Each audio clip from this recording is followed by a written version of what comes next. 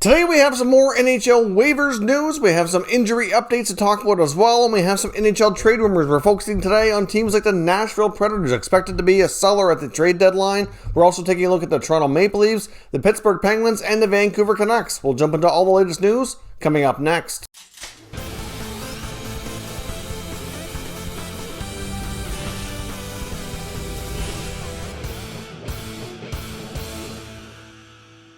So welcome back to another video here at Top Shelf Hockey. Now, as I mentioned, we have a variety of things to talk about. I'm going to kick things off with the NHL Waiver Wire. Now, we've had a fair bit of activity lately, but we haven't had a claim in some time. Right now, we have another player who cleared today. That's Devon Shore, the Edmonton Oilers, who went on the waiver wire yesterday. So he's gone through, no claims, so he will be assigned wherever the Oilers want to put him, either the AHL or their taxi squad. And today we have two more players going on waivers.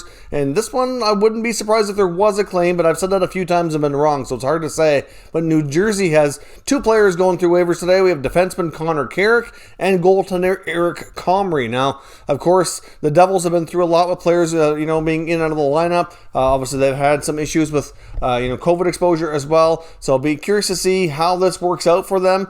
Clearly, in the case of Eric Comrie, he's been through the waiver wire a few times and has bounced around a few times. So we'll see if he gets claimed yet again. This would not be a new thing for him. So with teams always looking for goaltending depth, that's usually one of the main positions you do tend to see more activity on. In the case of Connor Carrick, doesn't have a really high contract. If somebody wants a depth defenseman, perhaps he's somebody they take a look at. But I would say Carrick probably clears, but Comrie, there's certainly a possibility with teams looking to add, especially a number 3 goaltender for their taxi squad right now, because there's a few teams out there that certainly fit the bill. Now, when it comes to injuries, we've seen some players get hurt, and we've seen some other players that are pretty important come back as well. Guys like Matt Zuccarello has finally returned for the Minnesota Wild, so that's good news for them. Anthony Beauvillier was recently reactivated by the Islanders, and we get Eric Brandstrom returning for the Ottawa Senators tonight, but there have been some more injuries to report on as well. There's obviously a lot going on right now. Pierre-Luc Dubois was officially added on injured reserve today by the Winnipeg Jets.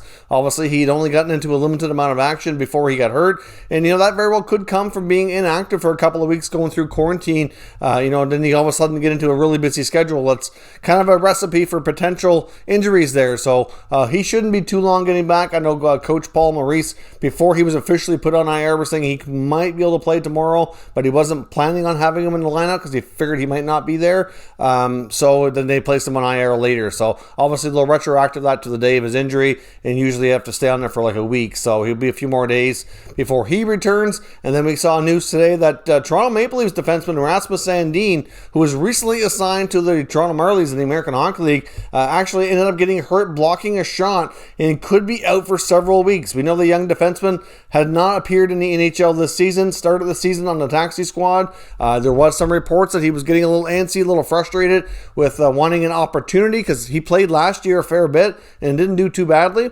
Obviously, with the additions they've had on their blue line now, it's kind of pushed him down the lineup, and there have been a lot of veteran guys been playing over him. But obviously, he goes down to the American Hockey League. When that happened, I know Chris Johnston of Sportsnet have reported that he probably wouldn't want to be down there too long.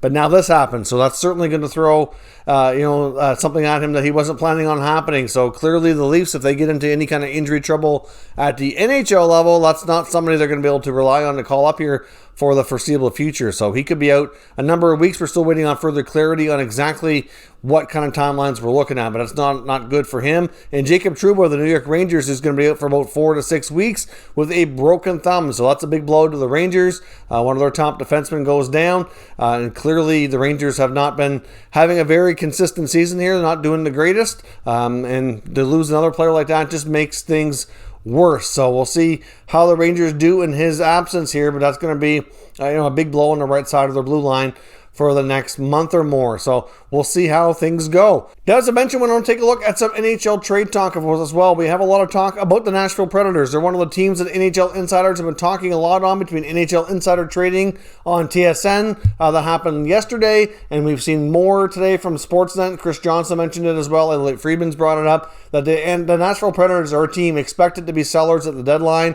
They're falling further behind here in the playoff race, and many feel that if they haven't officially acknowledged acknowledged it internally yet, and it's just a matter of time. A couple more losses add up, and they're likely going to get there if they're not already just saying that they need to focus on the future here and become sellers. Now, one of the interesting names that's come up by numerous sources is defenseman Mattias Ekholm. Now, he's a player that would probably garner a lot of interest, I would think. He's got this year and another year left on his contract, only a little bit over $3 million. And what you get out of Ekholm for that price tag, it's a really, in my opinion, well worth it. He's a good defenseman, a good steady defensive style defenseman who can contribute a bit offensively, but more known for his in defensive zone play.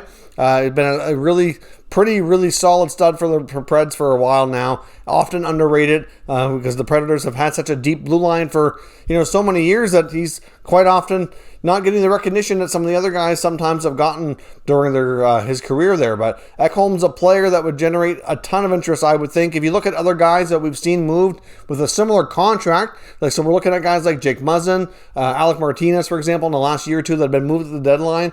You're looking at probably getting multiple draft picks or a pick and a good prospect or something to that effect. The Predators probably could get a really good return with not only is he coming with a good pedigree, but he's also coming with a good contract and another year. So not only do they get him for this year's playoff run, but next year too. So I think he's got a ton of value. And now there's no guarantee, of course, that he gets moved, but if the right deal comes along, the Preds are open. As I talked about Nashville yesterday, they would be open as well from what we're hearing to trading Ryan Johansson or Matt Duchene too, but those contracts are going to prove very, very difficult to move at $8 million per, and a lot of years left on each of them. It's probably unlikely that we're probably not going to see that, but they are open to it. I mean, neither one of them have lived up to the money they're getting paid, and Poile is open to it if the right deal comes along, but less likely given how tough it is in the current market. Now, the other players on the Predators that have been mentioned here as well by NHL insiders as being available are pending unrestricted free agents, which won't come as a surprise,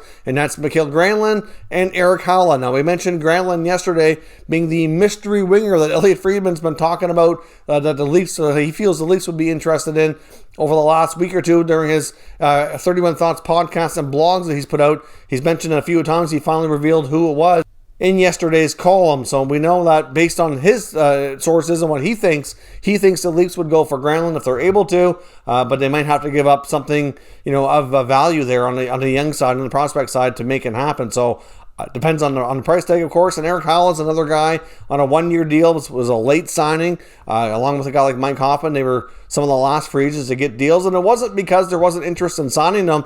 They just were players that were holding out, trying to find the best deal, trying to get a little bit more money, waiting for teams to clear cap space, and it just wasn't coming together. But Haula's a guy he can give you, a fair bit of goals. He can be a goal-scoring center iceman. On a lot of teams, he'd be a really solid number 3. He has gone through some pretty significant injuries the past couple of years, but if you look at his former teams where he played in Carolina and Vegas, he was only traded mostly for cap purposes, especially in Vegas. So, at the end of the day, if Vegas is able to add, I can see them maybe having interest there, but of course, I know they're so tight with the cap, I'm not sure what they're going to be able to do at the deadline, but still, they're all players in Nashville that would certainly generate a fair bit of interest, and I think we could see a scenario where we see a decent amount of turnover from the Predators, and it wouldn't be completely shocking if they decide to go through a bit of a rebuild. Now, they might not want to go full rebuild, they might want to do more of a reset, and mainly because those big contracts they have are probably going to prove to be so difficult to move that there's probably not much point in trying to tear things down because you're not going to get too far.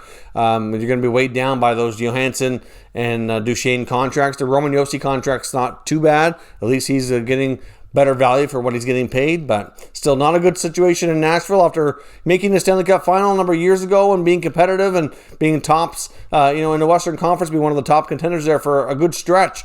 Now it looks like they need to kind of reset here and reevaluate for the future. Now, we've also heard word on the Vancouver Canucks on Insider Trading. Darren Dreger was asked about Jake Virtanen. And basically, now we have a better idea what the price tag is going to be. The Vancouver Canucks are more than open to trading him, but for cap purposes, they need to get the right price coming back. Now, Virtanen obviously was signed for this year and next, which is going to make things a little bit more complicated.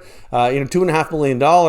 And they want a young forward in return is what he's reporting now. So obviously if you look around some of the teams that were rumored to be interested, we've heard the Boston Bruins are a team that's, according to Dreger, it's kept regular dialogue with them. Obviously I'm not sure that they're going to want to move Trent Frederick. That's probably not something they'd want to trade. I can't see them wanting to trade Jack Studnicka. That's probably a non-starter for them.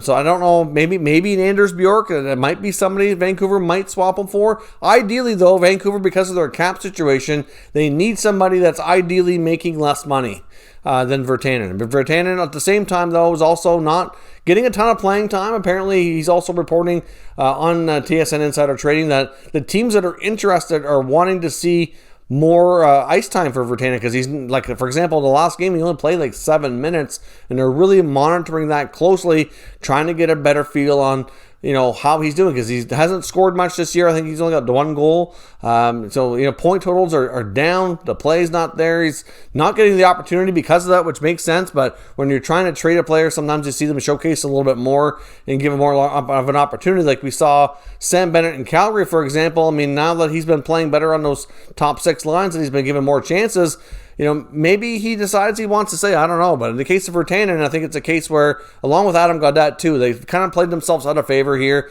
The Canucks need to do something to change things up, because their season has been rather messy so far and not getting the results they want. We've seen the ownership in Francisco Aquilini come out and give his team and the GM and the coach a vote of confidence. So that will buy them some time, but it's only going to buy them so much time. He's not going to be able to do that again. So if another 2-3 weeks go by and the results are not getting any better, then it's just a matter of time before something happens. So I do expect Jim Benning to pull the trigger on a trade or two, trying to find something to shake things up. And Virtanen and Gaudette are the main players out there that are certainly going to be looking to be moved here. I mentioned as well, I want to talk about the Pittsburgh Penguins. I know with their new regime with Brian Burke and Ron Hextall, many feel that one of the main areas they're going to focus on will be the goaltending situation. It's been a situation this year with the Penguins that they're not overly pleased with the lack of consistent goaltending from Tristan Jarry and Casey DeSmith. We've talked about the fact that the Penguins have made numerous attempts to try to acquire Marc-Andre Fleury, and that's just not happening. And it seems as though Vegas is just not interested in that right now. So from what I'm hearing, and from what is being reported out there, it sounds like that's probably something that they're not going to push it really for anymore, because they know Vegas isn't going to do the deal, at least not now. So with Fleury basically not being available to them for a potential trade, we've talked about some other names that have been out there. Yesterday we talked about John Gibson and the rumors that are about him, about how he might want out, and obviously that the Penguins might have interest. And, that's a possibility, but it's going to be a tough deal to do. I'm not entirely convinced right now that the Ducks will trade Gibson. Obviously, he's a huge part of their team, and most nights when they get a victory, he's the main reason why. But another goaltender that's been out there in the rumor mill that some have suggested the Penguins are possibly looking at would be Jonathan Quick in Los Angeles. Now, we know the Kings are a team that have basically said at this point that most of their veteran guys are probably going to stick around, that they've got a ton of youth and they need to have some vets around to kind of lead the way here through this rebuild. Like, I don't expect Drew Doughty to go anywhere or Anze Kopitar. Probably not going to see Jeff Carter or Dustin Brown move, but Jonathan Quick is a guy with a couple more years left on his contract. He's 35 though. Obviously his play's been up and down. It's hard to say if he's the right guy for the Penguins, but I have seen multiple reports that they're suggesting that there could be something to be looked at. Now, of course, Jonathan Quick makes under $6 million a year as a goaltender. He does not have any trade protection as well, so if the Kings want to trade him, they don't need his consent, which makes things a little bit easier as well. So if the Kings were willing to retain some salary, then perhaps there could be something there. I'm not convinced that that's something the Penguins should do. I mean, they might want to find a goaltender, might be, a little younger. I can understand in the case of Fleury, he's a little bit older too, but he's played way better at a higher level. So if I'm a Penguins fan or if I'm the Penguins GM, I'm more comfortable acquiring Fleury than I am Quick, in my opinion. Gibson knows a whole different story. He's a little bit younger, and I would make that acquisition, depending on the price, of course, at the same time. But I've seen reports out there, Quick maybe being a Penguin down the road, and I'm not really sure that that's the right thing for them to do, but we will see. But many expect that goaltending will be one of the first areas for Hextall and Burke to address. And it's just a matter of time before we find out what they might be planning here. And lastly here, I want to touch on the Toronto Maple Leafs. Now, there's word on Elliot Friedman's latest 31 Thoughts blog that maybe the Jimmy Vesey experiment in Toronto might be coming to an end here soon. The acquisition of Alex Galchenyuk kind of signals, obviously, as I mentioned yesterday, that there's not a lot of confidence in all of their members that are playing bottom six, or that they're kind of rotating through those roles right now. Jason Spezza and Travis Boyd, for the most part, seem to be a little bit more solid and getting a little bit more regular opportunity. But then you have other players like Vesey, for example, and you got Barabanov, and you've got other players as well, like Pierre Engvall, all kind of fighting for those last spots. I mean, Barabanov's been on the taxi squad now for a while, and obviously guys like Nick Robertson are now in the minors. We've seen some injuries, like Wayne Simmons is out right now, so there's kind of some rotation happening, trying to find the best bottom six, best, especially in the fourth line. And Galchenyuk is now another guy who can fight for a spot there. He's been officially called up to their taxi squad and might be available to the Leafs on the main roster to get a shot sometime in the next little bit here. Now, Jimmy Vesey kind of got off to a decent start the first few games, looked all right, was getting more of a higher role, but he's worked his way down to the fourth line, and really at this point, he's not really getting any production at all. Just seems to be a little bit out of place, and I'm not really convinced that the Leafs are really happy with how things have worked out. Now, one thing that's kept Vesey with more opportunity has been the injuries. Like I said, we saw Thornton get hurt, Robertson get hurt, Simmons got hurt, so there's been more of an opportunity because of that. But now that they have even more bodies, adding Galchenyuk in there for competition, if he comes in and gets a chance to play, and he might bump Vesey out of the lineup. It just depends on who they feel like they need to take out, but I wouldn't be surprised if he's the one that gets the next opportunity to come out to give a guy like him a chance. And if he plays well, then that could be all she wrote. I mean, Jimmy Vesey's a player that I wouldn't be completely shocked to see the Leafs maybe move if they're able to later on before the season reaches the NHL trade deadline. Things haven't really worked out there, and they have so much competition that might be in their best interest to cut bait if they're able to find somebody to take them off their hands. So let me know your thoughts on the Jimmy Vesey experiment in Toronto. Do you see things getting any better, or do you think there's a good chance the Leafs might move on from him and give other guys an opportunity there in that bottom six? To the channel, consider subscribing and turning on your notifications so you don't miss any future content, and give this video a thumbs up if you enjoyed it. I'd appreciate it if you did. As always, thank you for watching, and I'll catch you next time.